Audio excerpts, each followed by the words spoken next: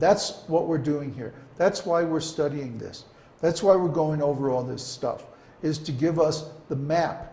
So just like if somebody wants to go on vacation, they look at the map and they say, oh, this looks like a nice place, you know, right by the beach or up in the mountains or wherever it is they want to go.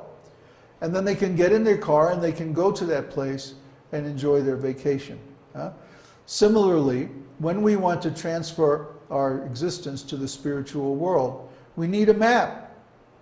How do we get from here to there? What are the levels? What are the stages? If you read Brihad Bhagavatamrita, it discusses the elevation of a devotee from just being an ordinary young boy in the material world all the way to Goloka Vrindavan and all the different stages that he goes through. It's like a map of the spiritual world. He goes through every one of these levels that we're talking about this morning. These aren't just theory, they aren't just, how can I express it? It's a real place. These are real people. Sankarshan, Pradyumna, Aniruddha, they're people. You can have relationships with these people. They're all different aspects of God. And they're all intimately involved in our existence because their Shaktis are the three modes of material nature.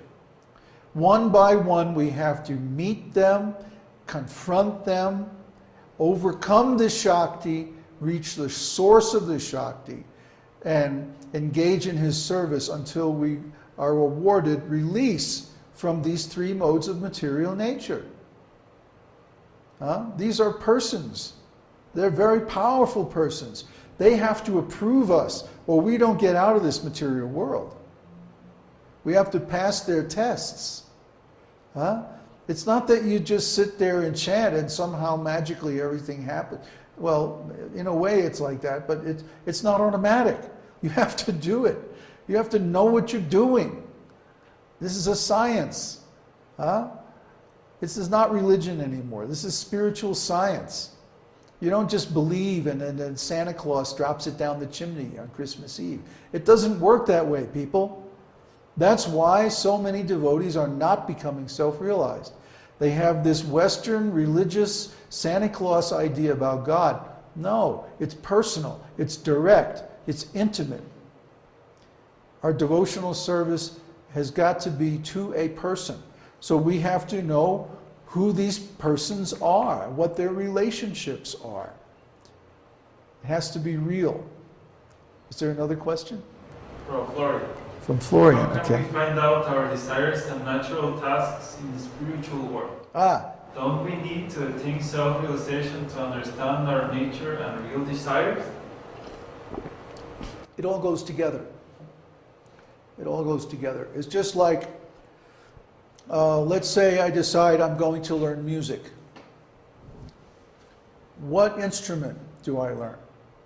Or what style of music do I learn? Well, there are a number of factors. First of all, there's my own desire. Then there's the teachers that are available and their level of knowledge and realization and their desires. And then there's the scriptures and the incarnations in our neighborhood of the universe and their needs and their desires. So all these factors go together. For example, well, I'll give an example from my own life. When I started learning music, first of all, we had a piano at home. I used to bang on the piano. I don't know how my parents could stand it. It must have been horrible. This little kid banging on the piano and singing. Ah! I was only 2 or 3 years old. But then later on, I started singing in church. And at some point I said, okay, I want to be in the band. And I thought I wanted to play the clarinet. I'm kind of a clarinet kind of guy, you know. That's what I thought. But guess what? There was no room in the clarinet class. Where was there room? In the flute class. So there I started studying the flute. Even though my desire was to play the clarinet, I didn't know anything really. I had no experience. I just had an idea. So I wound up playing the flute. And one thing led to another, and by the end of high school, I was the first flute player in the all United States high school band. So you never know where things are going to lead sometimes. We have a desire to do one thing, but the conditions and the situation lead us in another direction. But actually, I wanted to be a composer. Actually, deep down, once I grew up a little bit and I understood more and I had some experience, I realized, oh, I actually want to be a composer and a conductor. That's what I really want to do. So I wound up in conservatory, wound up getting a scholarship actually to conservatory, and I finished a 4-year course in 2.5 years. And right out of school, I was hired as a professional composer, and I was conducting my own sessions and all that in New York, and at a very high professional level. Could I have known that I was going to do this when I signed up for clarinet class or tried to sign up for clarinet class? No. No way. Because I needed the experience. I had to get out in the musical world and have some experiences and then find out what I really like, what I really want to do. Even though the seed of that was there in the very beginning. So similarly, in spiritual life, we all have an eternal identity, an eternal relationship with Krishna in one of his forms. We're an eternal servant of one of his servants. In the beginning of spiritual life, it's often not very clear what that relationship is or what that service might be. But as we progress in spiritual life and we get more experience, it becomes clearer and clearer. Like for me, I had no idea really. I just wanted to serve God in the beginning. I wanted to be like Jesus. And then gradually, as I got more experience, I realized, no, not exactly like Jesus. I want to be more like some kind of scientist. Able to explain all this stuff very scientifically. And then, when I actually joined the temple, within 2 or 3 weeks of joining the temple, I realized, oh, actually, my relationship is in conjugal love. That was the realization, and it happened very quickly once I reached a certain point. Then that developed over many years, about 20 or 30 years, and it got more and more and more detailed until finally I got Krishna Darshan, and then within 1.5 years after Krishna Darshan, I had realized everything completely. But it's a gradual process. It's like any kind of learning process. In the beginning, you don't know exactly what you want.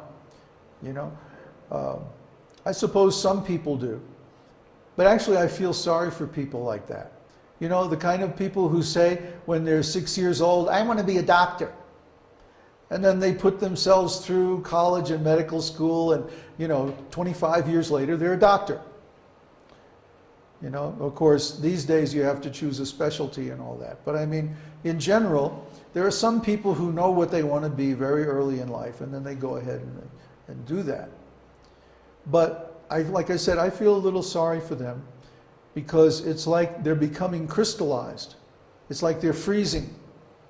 I want to be this. I want to do that.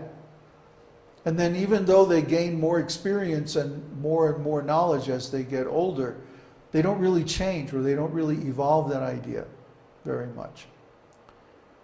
That indicates to me a lack of imagination, a lack of an intelligence, and a lack of personal growth. Because I know from my own experience that my idea of spiritual life, or even material life for that matter, wasn't very detailed. It wasn't very accurate. In the beginning, it was only approximate, very approximate. But as I gained more knowledge and more experience, it became more and more specific, more and more detailed, until finally, after almost 50 years of study and practice, I got exactly the destination I want to attain in my next life, or I should say eternally.